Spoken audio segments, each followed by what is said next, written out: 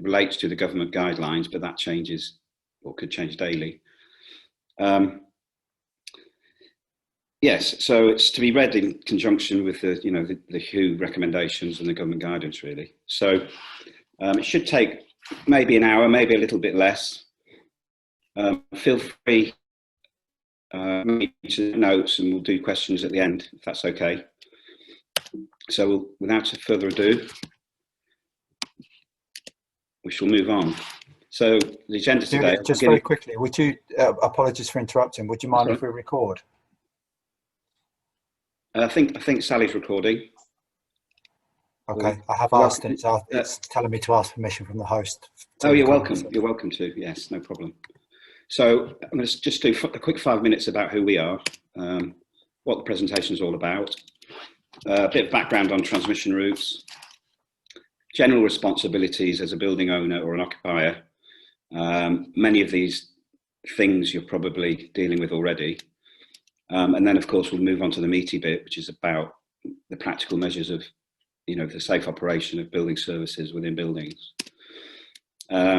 We'll touch on various things, why ventilation is important, ventilation systems. There's technical components to it, but I'm not going to go into the techie detail unless you really want to, but it'll just give you a flavour of the different kinds of systems that you might encounter when you're wandering around a building.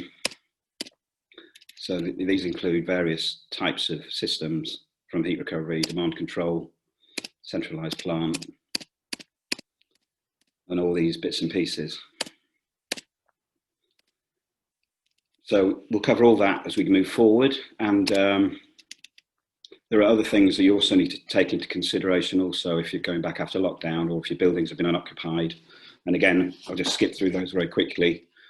But again, there's some important items in there that you need to be aware of. So a little bit about us. Provide all services along bottom, refrigeration, plumbing, air conditioning, heating services, etc., etc., right through to catering equipment for pubs and hotels, like walk-in fridges and obviously refrigerators and the like.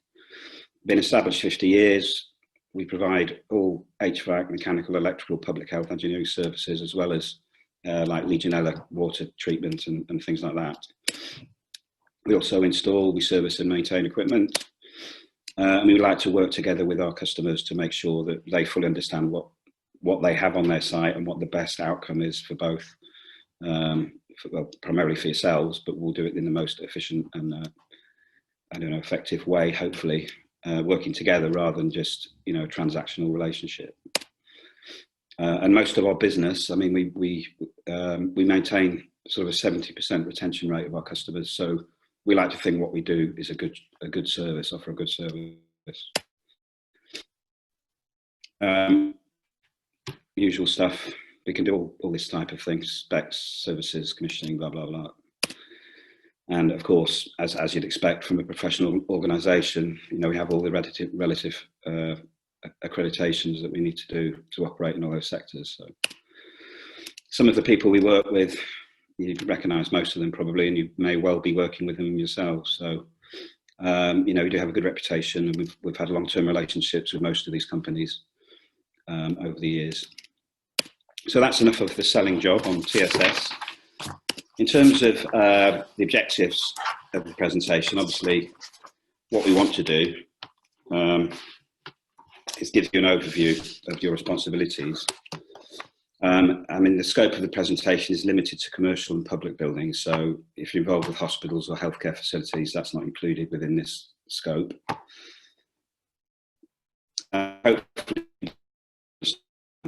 So obviously the first objective is to give you guys, so I'm just going to make you smaller.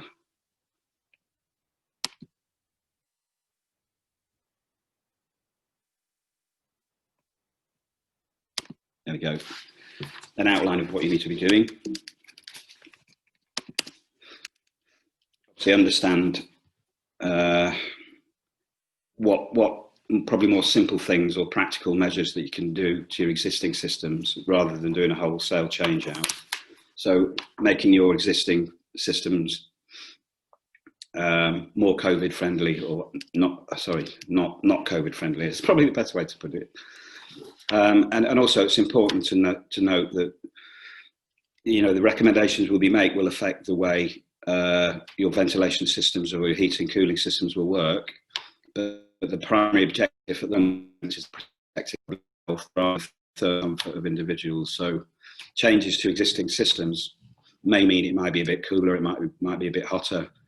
But at the end of the day, it's about protecting the public and employees rather than having a perfect energy efficient cooling system at these times.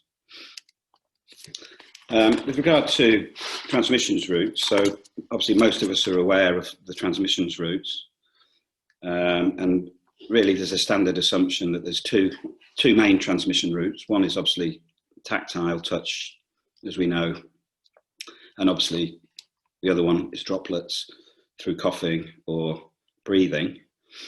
But more recently, there's been some connection with the fecal oral route, i.e. Through the toilet, you know, when you go to the toilet and particles can spread.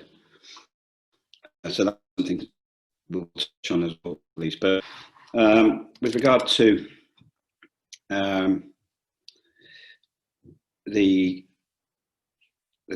droplets, of course, close transmission through large droplets are generally released, you know, so when people cough, generally they'll fall onto surfaces, we know that, not more than 1 or 2 meters from the infected person. Obviously the smaller droplets are much smaller, and these can actually travel in the air and can stay airborne for probably up to 2 to 3 hours. And also, as we talk about ventilation, they can also be transported long distances through, you know, ventilation systems or through split systems or air conditioning. If things are not changed, and people, of course, can catch COVID from contaminated surfaces or, of course, the airborne means. So, in terms of, again, it's just a general overview in terms of what your responsibilities will be if you're responsible for a building or you're a managing tenant or whatever. So this is just to understand what you need to do generally. And as I say, most of you are probably dealing with all these types of things already. So in terms of what you need to do, it can be broken down into sort of various tasks, really. So you need to plan a timeline and scope of works of what you want to do while the building's vacated. For example, there might have been certain statutory requirements on servicing of equipment when the building has been unoccupied, but due to the fact the building is empty, you've not managed to do those services. So there's certain statutory requirements that may need to be covered before people go back to work. Of course, you might have to accommodate new ways of doing things to minimise this. And effectively, you know, this plan must include sort of risk assessments and method statements, which should be completed and recorded. So where a building has multiple occupiers, I guess it's the responsibility of the organisation which operates and manages the building.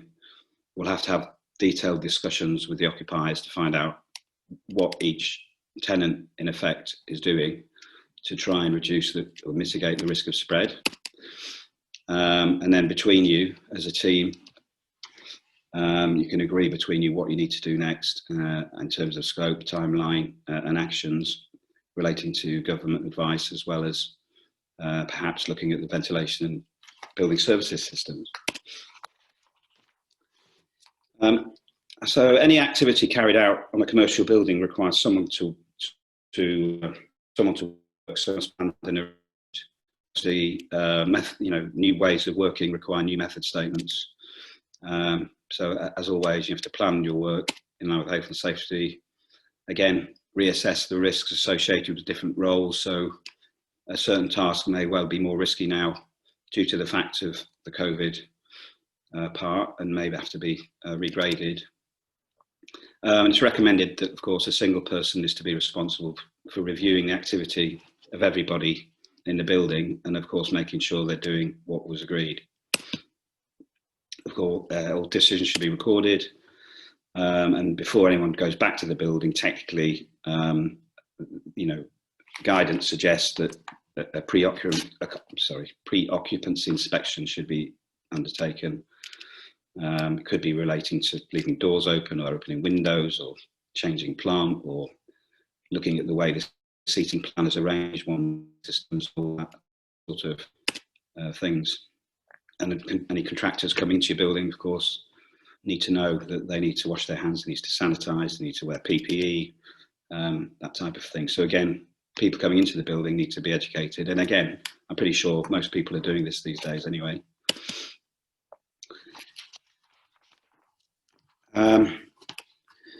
Obviously, we've all been through difficult times about working from home or people being furloughed, but I suppose building management occupiers, you need to consider who's going to be asked to return to work, what their activities are, working hours, travel plans, etc.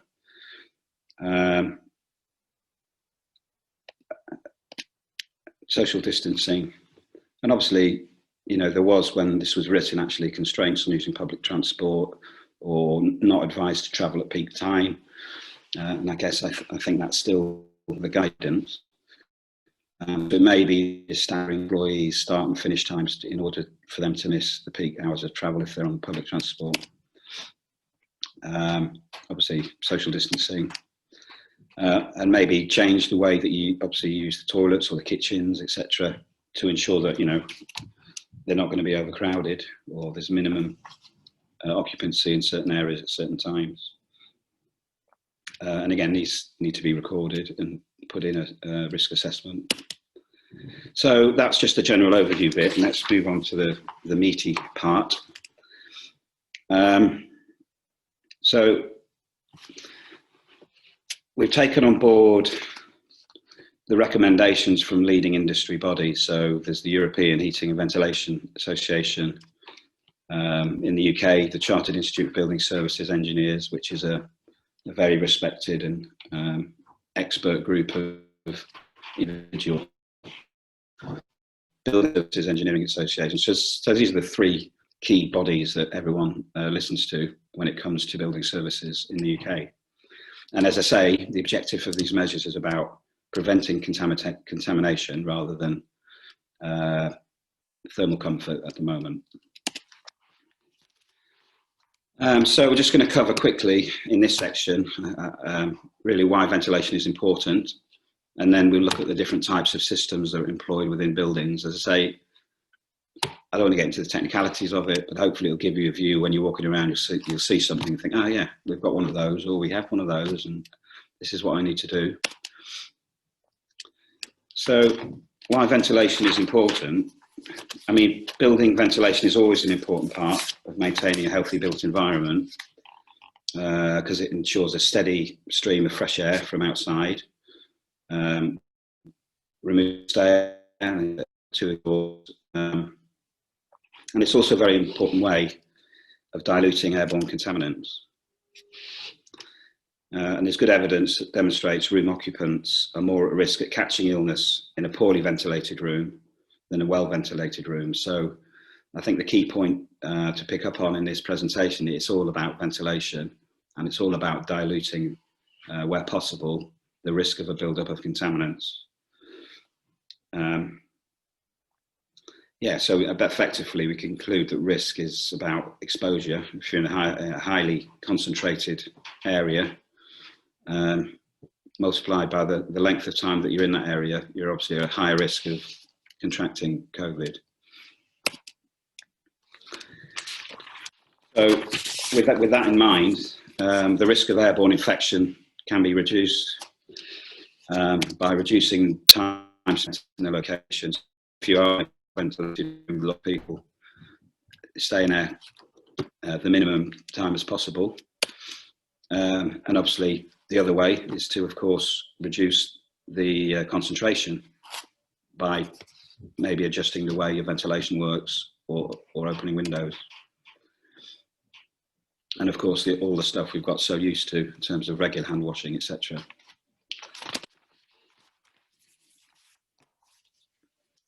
And of course, as I said, ventilation and effectiveness, so regular cleaning and obviously the use of ventilation.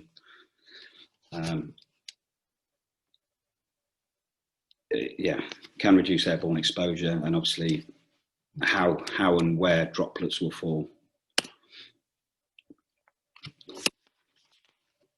So prior to reopening buildings, it's important for us to the type of systems that you've got installed.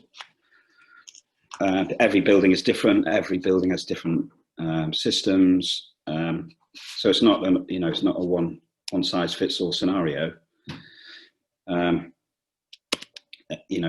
There may be different rooms having different regimes or different strategies or different systems as well. So some rooms might have some sort of ventilation provision, and others have different, or they may be zoned, or they may be sharing the same air handling units, etc. So we'll be exploring how to minimise the risk of airborne transmission, primarily looking at the various ventilation systems. I'll just whiz through these. So, I mean, a traditional system, we have supply and then extract ventilation. I mean, it's recommended where you do have ventilation that the system is running 24/7 at low speed, rather than 9 times out of 10 they'll come on at 7 in the morning and then may switch off at 7 o'clock in the evening. The recommendation is to keep that plant running on low speed. And it's not recommended to switch ventilation systems off in any buildings. Now, where systems have recirculation, it's proposed that they're changed so they operate on 100% fresh air. And again, this may have an impact on the thermal comfort in space, because most buildings of this type, using this type of system, they will recirculate 90% of the air from the building to save energy, and just bring in 10% fresh air, which is sort of the normal arrangement on an air handling unit on many buildings. So again, the guidance there is 100% fresh air, 100% extract.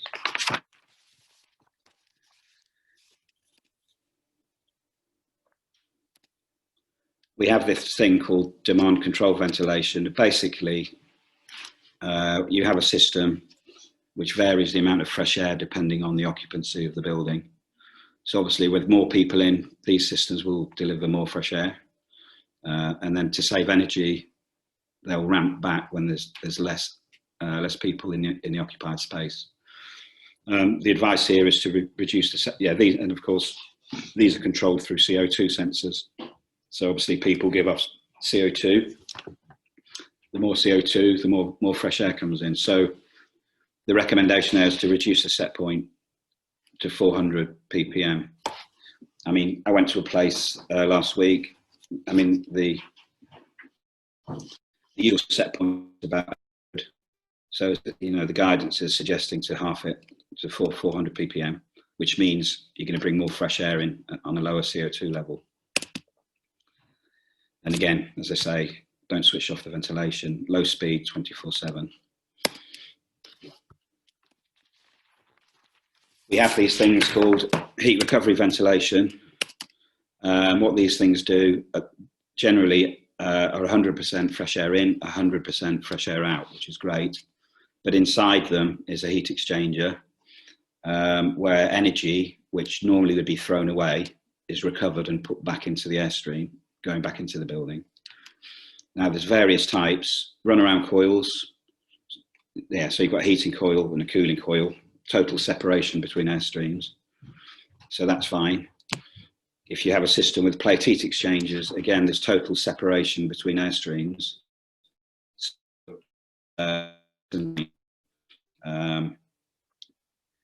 Because the airstreams never mix, so no change to these systems. However, you need to probably do a visual check to make sure there's no leaks, etc., which could transfer some particles from one airstream to the other. Now, on other types of heat recovery ventilation are systems which have thermal wheels in the middle. So if you see in the middle of this box, you've got the two blue strips, and effectively that silver section is a wheel which turns. And as the wheel turns through the airstream, they have been designed primarily to recover heat that you're going to throw away and put back into the supply airstream, but also they recover moisture as well, so you don't have to humidify your building as much. Now, these types of systems, as they transfer moisture between both areas, suggested that the wheel is switched off. You can still use the fans and the ventilation, but stop the wheel from turning. There's also need to check the seal. There's like seals on the wheel as well. If there's any leakage, then it's advised that it may be switched off. But also, yeah, you need to check the pressures across the airstreams, because if there's a negative pressure into the fresh air side, then of course it's going to pull air from the extract side.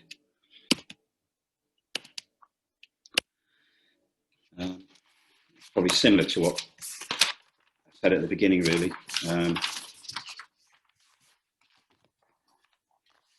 I say, it's recommended to avoid circulation. Yeah, so it can either be changed manually or through the BMS system. So that sort of slide is the other one. And as I say, as the thermal comfort may change, so they might not be as cool as they used to be. Again, it's suggested maybe in, if it's a formal environment, not to be less formal and let people re-educate themselves and relax the dress code. So it's educating them that it's not going to be as comfortable as it used to be, because we've got more fresh air coming in. And by the way, you can come in shorts today, or something like that.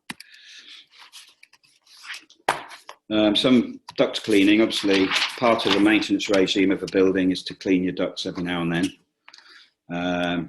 But the recommendation is just continue with your normal cleaning regime. There's no additional maintenance required due to the COVID. Effectively,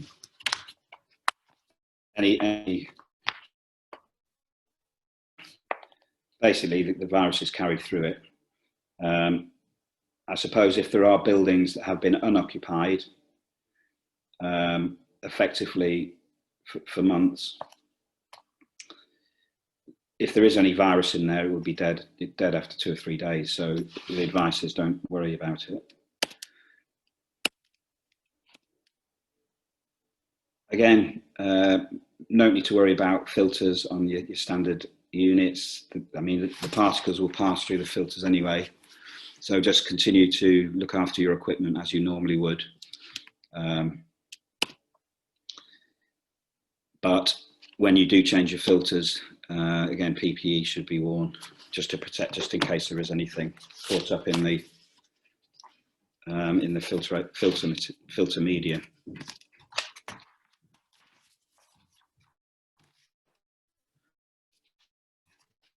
Ventilation grills.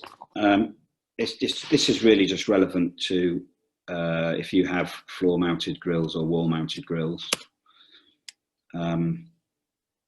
Sometimes displacement ventilation, but again, because we're trying to maximise the fresh air, obviously, if the grills are blocked, that's going to restrict the flow of air into a space. So, a very obvious one: keep your grills clear from bags or chairs, etc.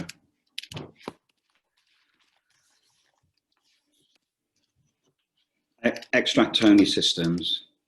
So where extract-only systems are installed, this means obviously you're pulling air out of the building, but there's no supply air being mechanically provided, which means the air is going to be drawn through a space or a corridor. Where the makeup air is from, gaps in a building fabric or through windows, that's fine. But if makeup air is through another zone or another occupied space, again, there just needs to be some sort of assessment undertaken to understand whether you need to change maybe the use of that space or move people around a bit. Split systems, I mean, these are the most common systems within buildings.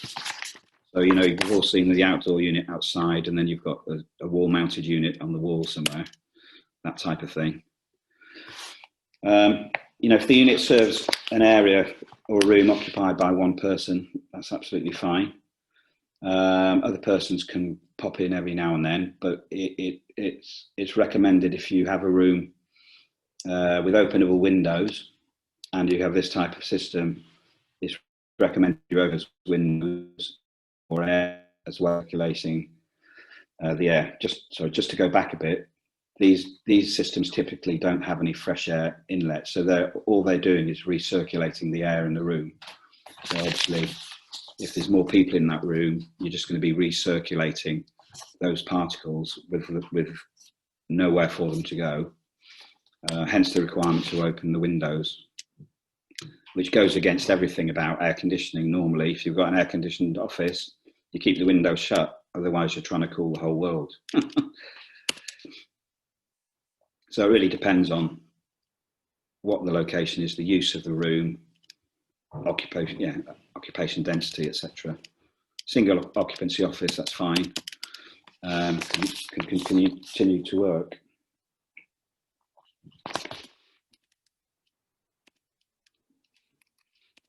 So, similar, we're looking at fan coil units. So this could be in a room or zone, like this example. If you have little or no outside ventilation, it's recommended that you switch the fan coils off. However, you know, if you have a good ventilation provision, i.e. there may be an air handling unit supplying air to these spaces, which you've increased to 100%, that is no problem. Also, if you can open the windows, generally, that's considered acceptable as well.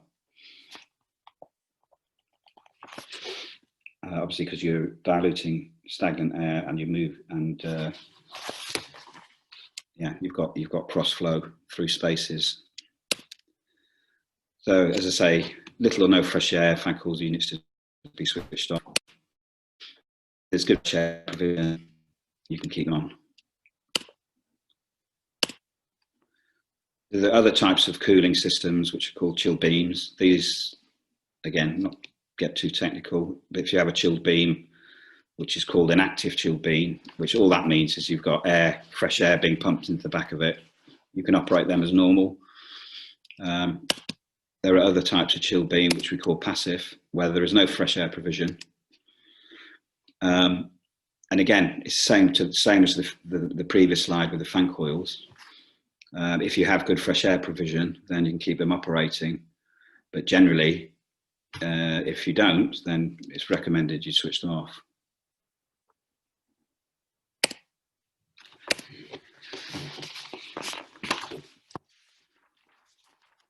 Generally, yeah, if you have no mechanical ventilation, obviously you've got to maximise the natural. Simply opening doors, so you've got a cross flow of ventilation from one side of the building to the other. You know, obviously you need to be mindful of fire doors and everything else. So yeah, propping up internal doors may be appropriate, you know, where it delivers an increase in air movement. But it's suggesting fire doors should not be propped open, of course, unless fitted with, you know, those automatic closing devices linked to the fire alarm. Sticking with natural ventilation, as I say, it's recommended to open windows as much more than normal, as long as, of course, you'll be mindful of security and people aren't going to jump through your window and at your computer. Suggesting at least 15 minutes before occupancy. And of course, it's important to close the windows at the end of the day and make sure everybody's aware of their responsibilities. you know, even if it's windy and cold, we're recommending open the windows, but obviously you know, you can reduce the opening, you know, to some extent, to be mindful of not making everybody freeze to death, but they should be open as reasonably possible as they can.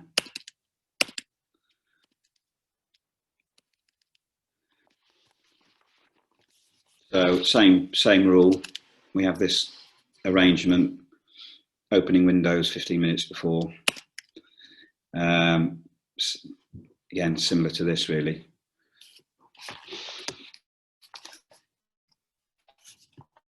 Yeah, so during cold weather, it might be necessary to have room heating on more than normal because you've got your windows open.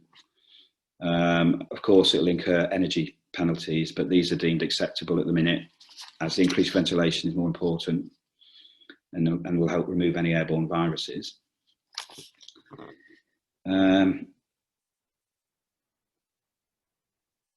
Yeah, so yeah, again, opening windows can cause drafts and may cause some discomfort. Yeah, so again, it may be that you look at the way you know, plan where people sit in order to minimise any discomfort for occupants. But again, it's suggesting the windows should be open as long as possible, and again, 15 minutes before occupancy. You know, if there are both high level and low level windows, it's recommended to open the high level windows during cool weather. In the first instance, as the air is into the room, reducing drafts basically.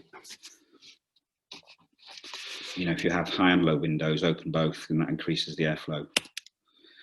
And also, you know, if you have long rooms, I think they're suggesting over 15 metres. Hold on.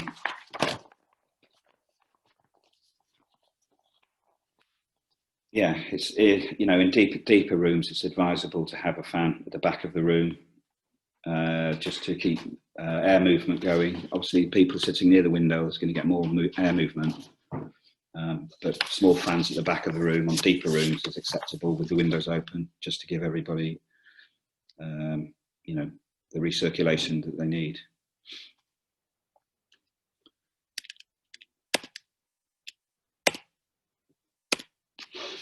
Cross ventilation, again, that is a scenario.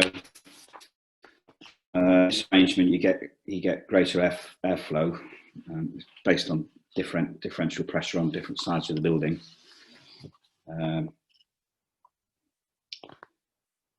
Yeah, and generally it's recommended. Yeah, sorry, 5 minutes. Yeah, so effectively this will work effectively up to 15 meters. So if your building is, or your room is 15 meters side to side and you've got both windows open, that's perfect. If it's a bit longer, then you may need a sort of fan in the middle to encourage the air movement.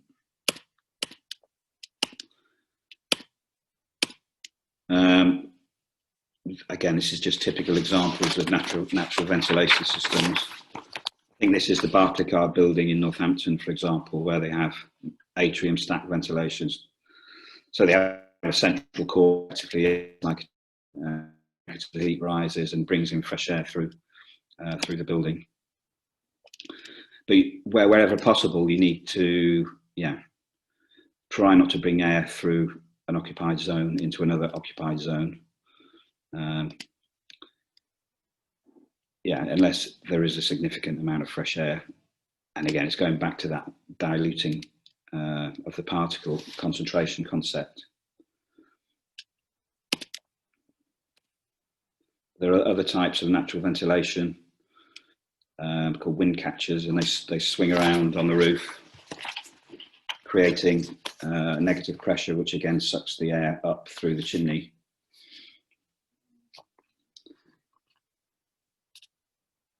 The advice is to manually override these controls so that they're fixed in their maximum condition, because also the louvers on these also will move up and down depending on occupancy. So it's the demand control ventilation where you manually keep them fully open. And then there's some systems which again linked to CO2 sensors will have automatic windows. And again, same advice, reduce the CO2 set point. Toilets, this is an interesting one. So, yeah, windows should be left open all the time if they're the only means of ventilation. If you've got extract fans in there, they should be left on constantly, and windows should remain closed. Obviously, toilet doors should remain closed. But the other one, of course, is a bit more relevant now. I think education is required to let everybody know that where you've got lids on your toilets, make sure you close the scientific evidence that suggests it could spray, particles could spread from the use of the toilet.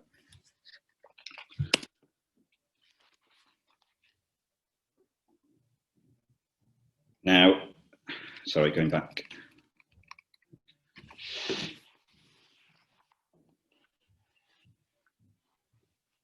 If you have toilets close to offices, i.e. you're opening your windows in your office and you've got a toilet extract next door, you just need to be mindful that maybe shut that window and, not to get any cross-contamination from the toilet area into the offices.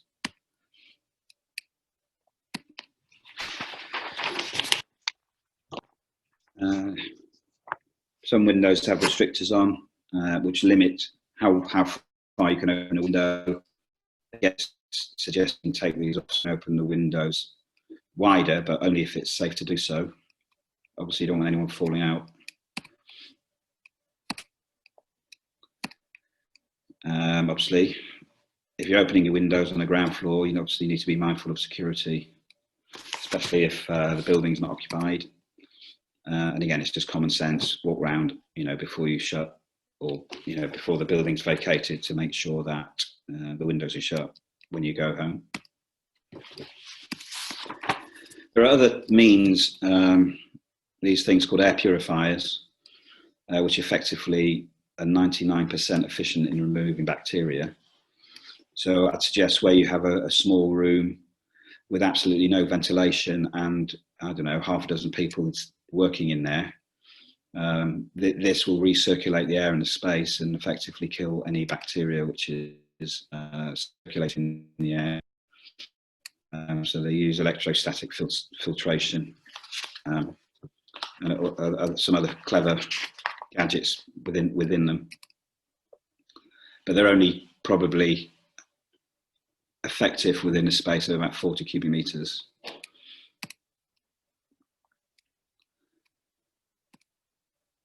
Right, so that's pretty much all the heating, ventilation, air conditioning stuff. I'm just going to move on to quickly run through the other building services component. So, the following building systems are covered by statutory requirements, and obviously operators need to at least satisfy yourselves, sometimes insurers, that these have been maintained or brought back up to date prior to reoccupation of your building.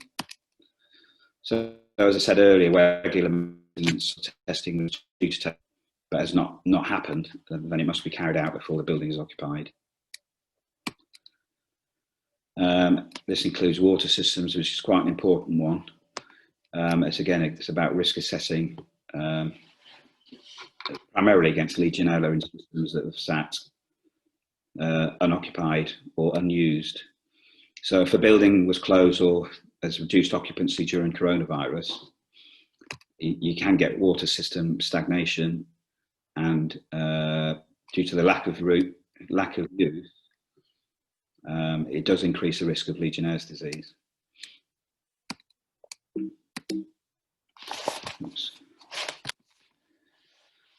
Of course, this is normal statutory electrical safety checks.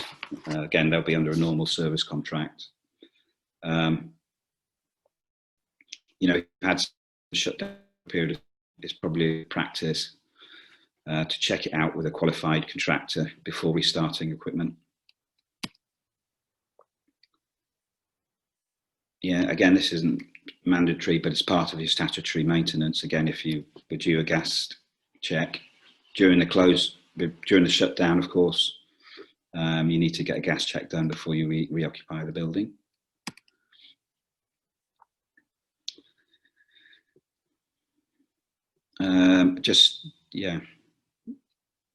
Again, should have up-to-date maintenance. Again, it's not mandatory. However, again, if you are looking at changing the way that you use your building, it's worth checking the way that fire doors and emergency exit routes are cleared for obstructions. Obviously, if not been there a while, just walk around, check things.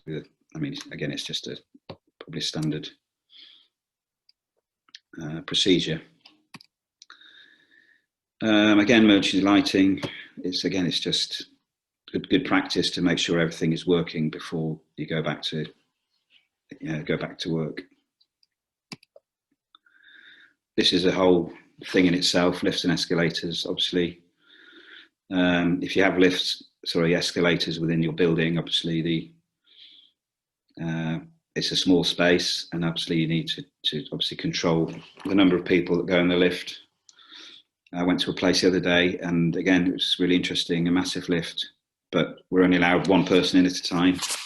So I guess every company has its own policies with regard to managing the risk. But of course, yeah, it's more likely different ways of working with lifts. And it's recommended that you have a pre-heating season service where the heating systems have been switched off for 4, 5, 6 months, just to make sure everything is as it should be. BMS systems should be checked to ensure, if you've changed the way you're operating your plant, you've increased the ventilation, you've modified areas, then of course the BMS needs to be updated to reflect any changes that you've done. And it may be, if you're in a clever building, all the changes are done through the BMS anyway. And obviously, we talked about extending plant operating times, running 24/7, lower fan speed overnight. So all these things need to be factored in if you have a BMS system. Yes, also access control and security, and people limited entering the building at certain times, and if you've staggered their shift patterns, then just to make sure they can actually get in the building. And as I mentioned earlier, not only should the way that we use the common areas change, it's how we use them, how often we clean these spaces, obviously, because a lot of people use these spaces, and of course make sure your pack testing is up to date. Obviously, there are other bits and pieces that go on in every building is different, but there's certain other systems that, again, just to be mindful of when you're going through the process. So in summary, the government guide reminds us, or employers, you have a legal responsibility for the safety of those entering your workplaces. So, you need to undertake some sort of COVID risk assessment for health and safety reasons. Of course, it needs to be in consultation with people. So it's not just about risk assessment of obviously the ventilation, it's about obviously social distancing, and it's about cleaning, and it's about sanitisation, etc., etc. But effectively, again, a risk assessment in theory should be undertaken for your building services so that you know what you've got and you know what opportunities you have to make a difference or change things to reduce the risk of spreading particles. So what this means for you, really, risk assessment should be undertaken for your HVAC systems. Certainly, if a building's been unoccupied for a long period, you should get a Legionella test just to make sure everything is right. Electrical equipment, so stuff is stopped or it can restart. If you've missed a mandatory gas check, then get your gas checks done. Same with the fire checks. If you missed a fire check, get your fire checks done. As I say, walk around the building, check there's no obstacles around the fire routes. It does actually state emergency lighting systems must be tested, which obviously makes sense, and demonstrated to work fully. Again, this is before you go back, or your employees. You should have your maintenance done on your lifts to make sure they're compliant and fit. As I say, most companies are discouraging people to use them wherever possible. And again, if your heating system's been switched off for a period of time, just get someone in to do an annual pre-season check.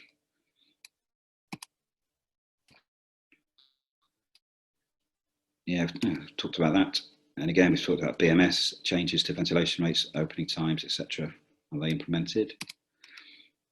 Again, just talked about that, changing working hours, etc., to make sure shift patterns are incorporated in the new regime. And we just talked about that, and we talked about that. So I guess, we're near the end now, so this is effectively how we can help with all these in terms of our services and our capabilities.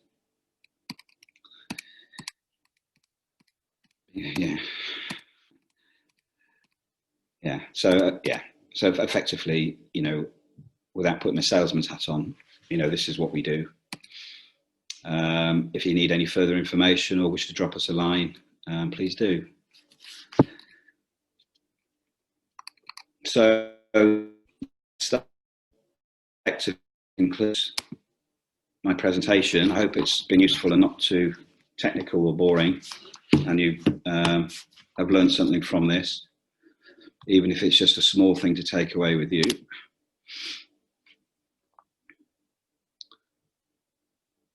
Any questions? Can't hear anything. Hello? Hi, Julian. I don't know if you can hear me. It's Gary here. Oh, yeah. Hi. Are there formats for this risk assessment? Are there sort of pro formas that we can use to just literally tick and bash as we go through, make sure we cover everything? Obviously, we've created our own, but I don't know whether there's I've not found a standard format online, because I did have a look myself. But it's really looking at the building. Because obviously, I mean, a lot of this stuff is I'm probably not using a PC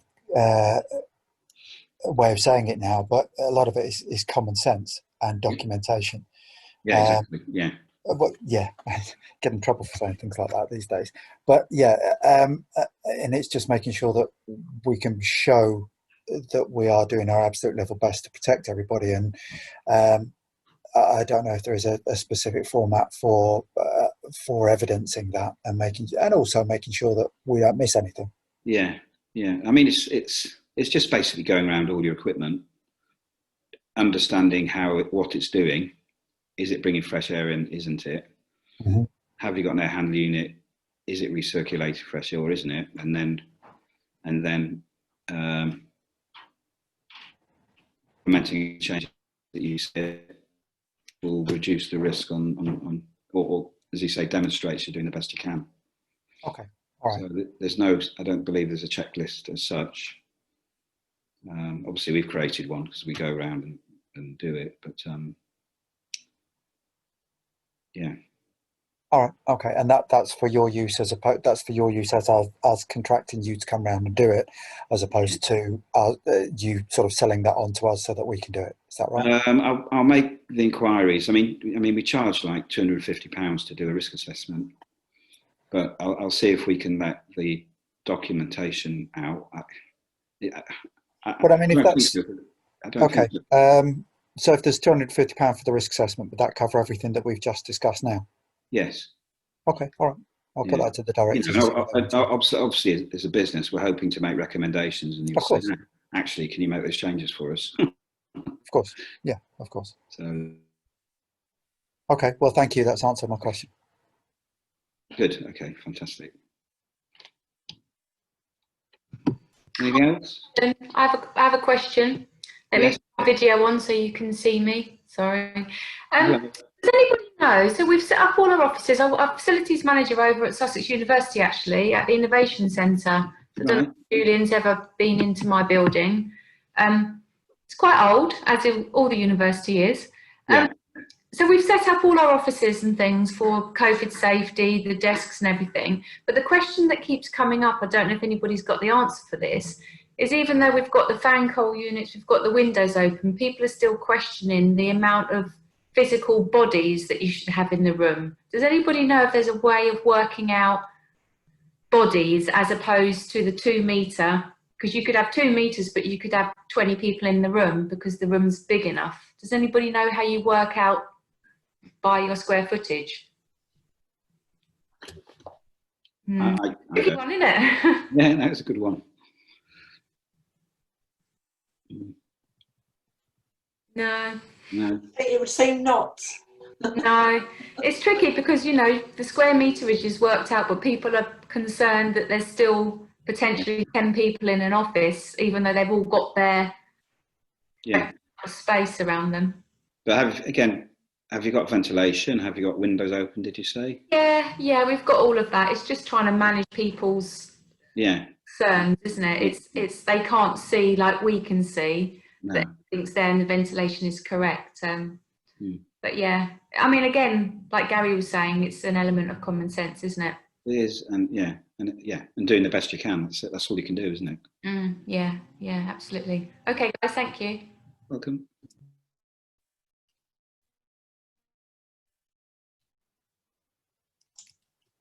Got it? Anyone else? If not, well, thank you so much for listening in. I hope you found some of it useful anyway.